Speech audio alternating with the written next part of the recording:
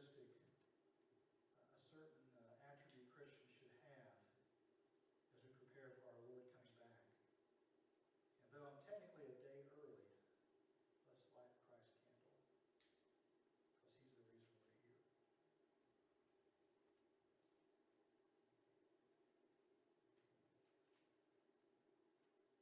At this time, I have a bit of a video meditation.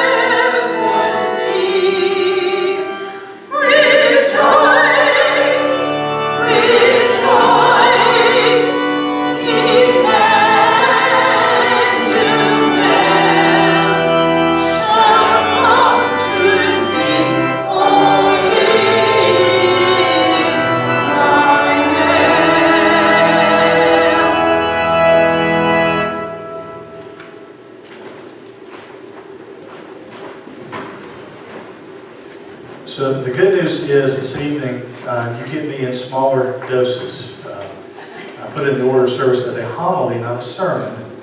Ted and I have been joking around that we're going to serve hominy here in a moment. If you don't know what hominy is, I'll be glad to show you what hominy is. Get you some grits and some liver mush to boot. But we're going to talk about, in our two little segments, me speaking with you today, the notion of darkness and flesh as well as light and incarnation.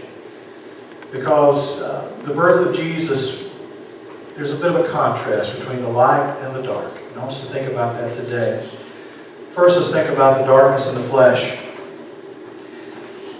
You know, Matthew chapter 1 verse 20 is one of the, especially Matthew chapter 1, is one of the recollections of the Gospels of the birth of Jesus.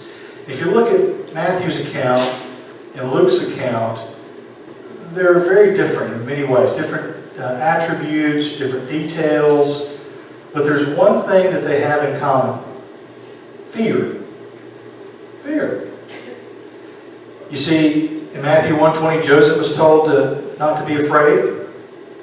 Mary in Luke chapter 1 is told not to fear when she encounters an angel. The shepherds in Luke chapter 2, the story that many of us know so well, the shepherds were told not to be afraid.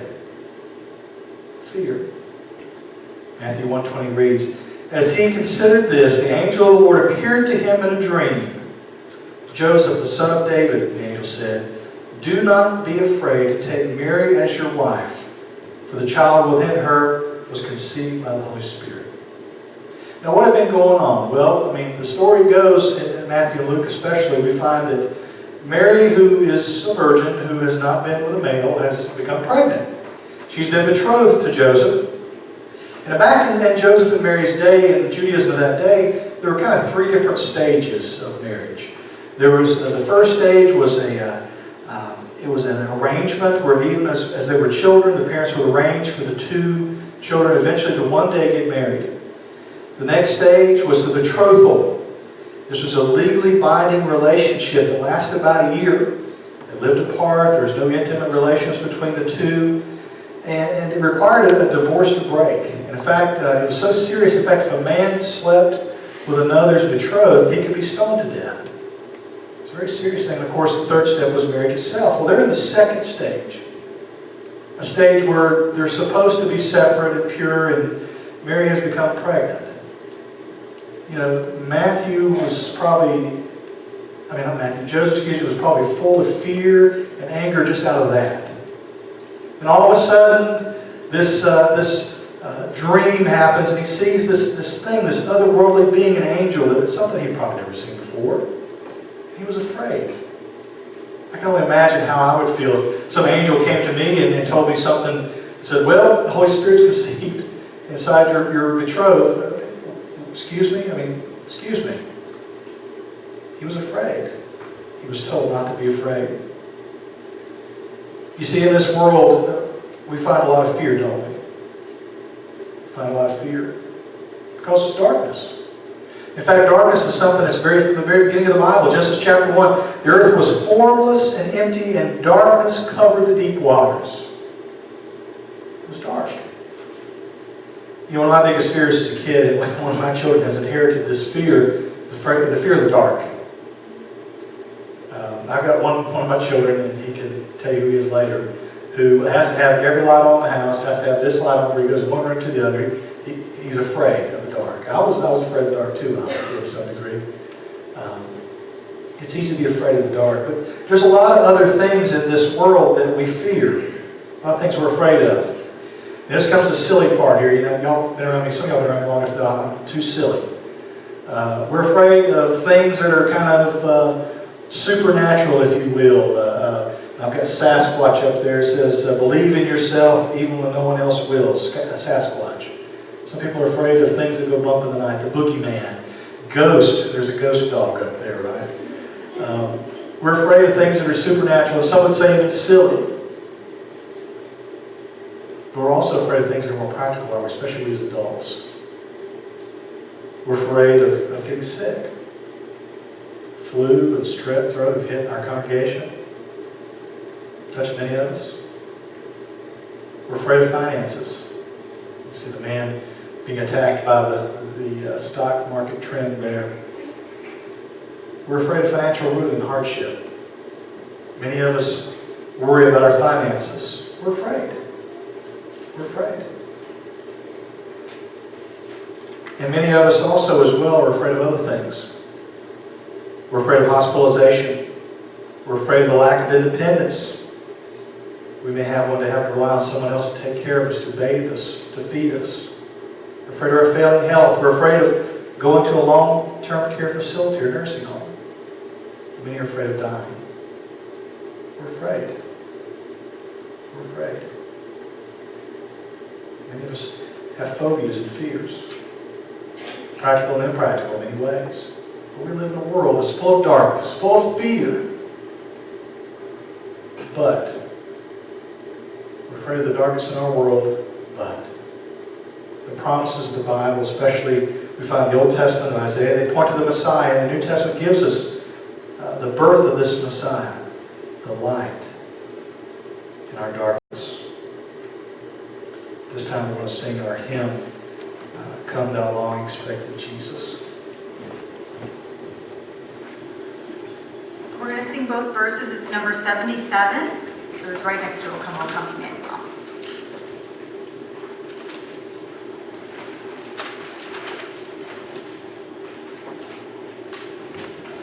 Please rise.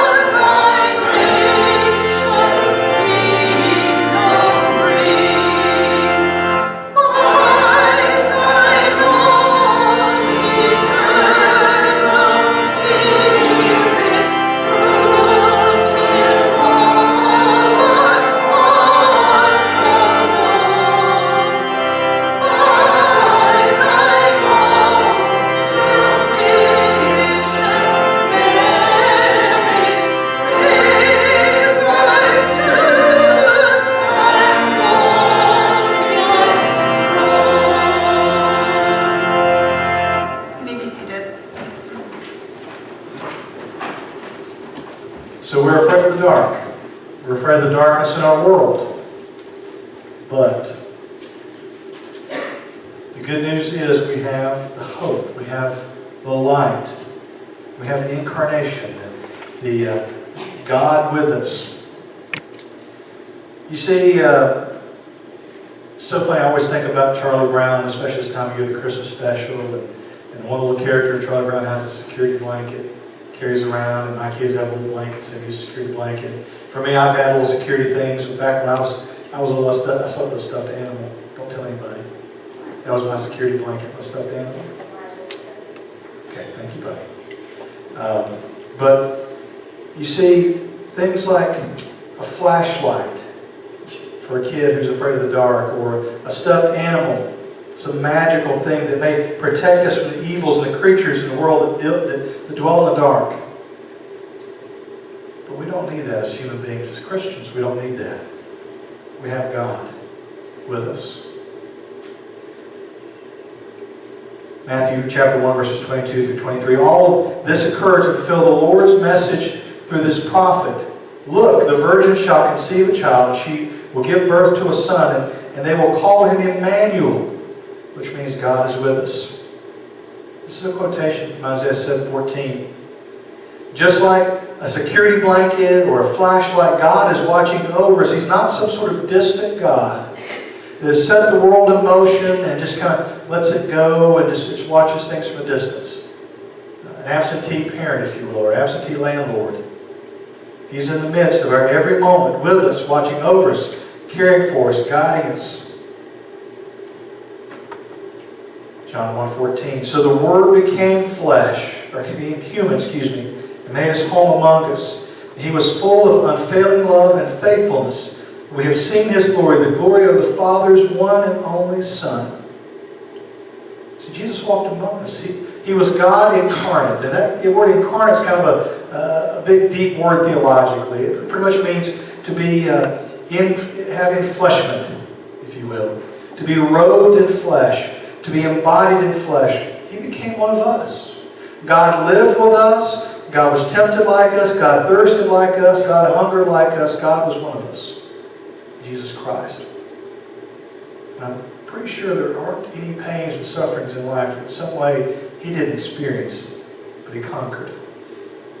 He was with us. 1 John 1:5. This is the message we have heard from Jesus, now declare to you, God is light and there is no darkness in him at all. Best of all, this God with us, this incarnate God, was a light to conquer the darkness. He brings light into our dark world in the midst of our fears, our insecurities, and our frailties. He brings light. Matthew 28:20 says, teach these new disciples to obey all the commandments I have given you, and be sure of this, I am with you always, even to the end of the age. You see, Matthew's gospel begins with this notion that you need to call Jesus Emmanuel. God is with us. This notion of God being with us, Jesus being with us, begins the gospel and it ends the gospel of Matthew. The gospel writer's message to us is very clear. God's message to us is very clear that he is with us from the beginning to the end, always. In the midst of all the darknesses of our life, all the trials, all the suffering, all the insecurities, he is with us. He is Emmanuel, even to the end of the age. At this time we're going to have our hymn, Silent Night.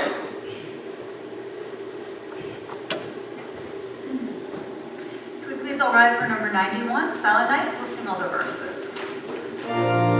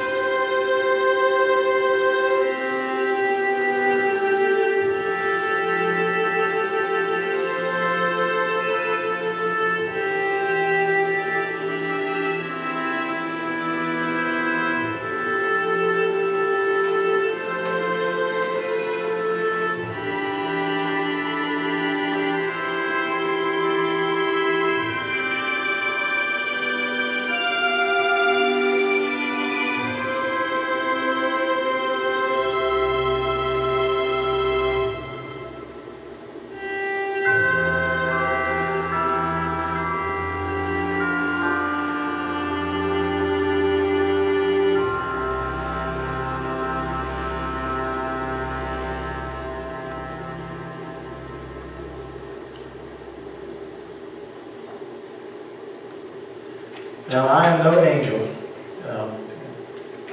Most y'all can attest to that. But I do come to you with words of don't be afraid. Don't be afraid of the dark. Don't be afraid of the darknesses of life. Finances, supernatural things, sicknesses, illnesses, frailties of life. Don't be afraid. Don't be afraid. You know, the best way to dispel darkness is with light, isn't it? In fact, we looked earlier at Matthew chapter 28, the Great Commission. And the Great Commission encourages us to go and make disciples, to share our light with others. In fact, the Sermon on the Mount talks about that, being a city on a hill, a light that can't be hid under a bushel basket. In a moment, I'm going to light my candle from the Christ candle. Say these words on the screen. And as I pass around the light, I want you to pass it to the person next to you, and so on and so forth. And I'll try to make sure I get to the back if I can't get there. But these words remind us that there's a lot of darkness in our life that needs to be dispelled. We need more Jesus in our life, more of His peace, more of His comfort, more of His love.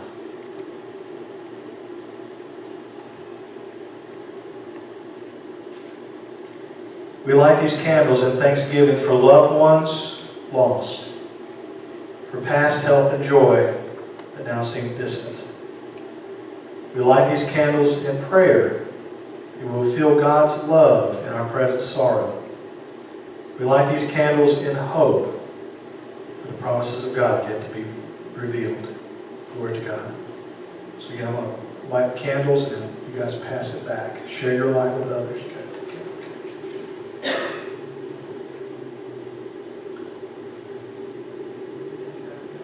Pass it along. Candles.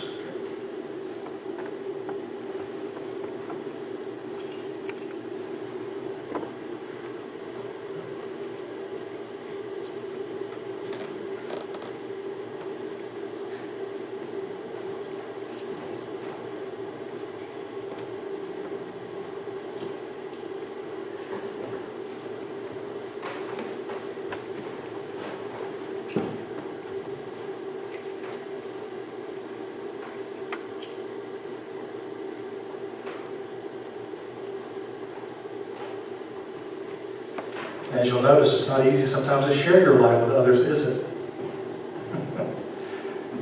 We need to share our light with others.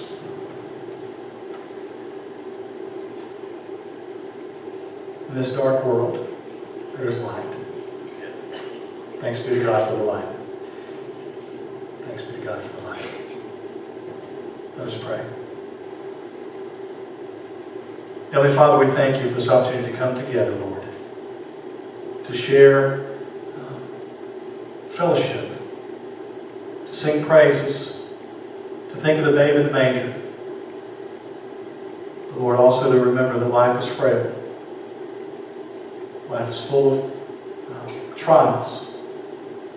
Life is full of darkness. Life is full of fear. But praise be to you, O Father, that you have given us the light, that we can share the hope and message of peace and love that you shared with us many years ago in that manger. Let us pass that light along to others. Thank you so much, O Lord. In your name we pray. Amen. And so that you don't burn down the church before you return your candles, make sure you blow them out. Okay. And if you would, whenever you're dismissed here in a moment, if you would put your candles in the baskets, and we'll usually get next year, unless somebody wants to donate money to buy more, right? But you are dismissed. I pray that you have a great Christmas. You have a good Christmas Eve. Merry Christmas to you. I hope that you are surrounded by loved ones, and I hope that you eat more than you care to acknowledge. Okay? I hope Santa Claus is good to all of you. I know at some point tonight we'll probably be tracking Santa Claus via NORAD. So go in peace, but go.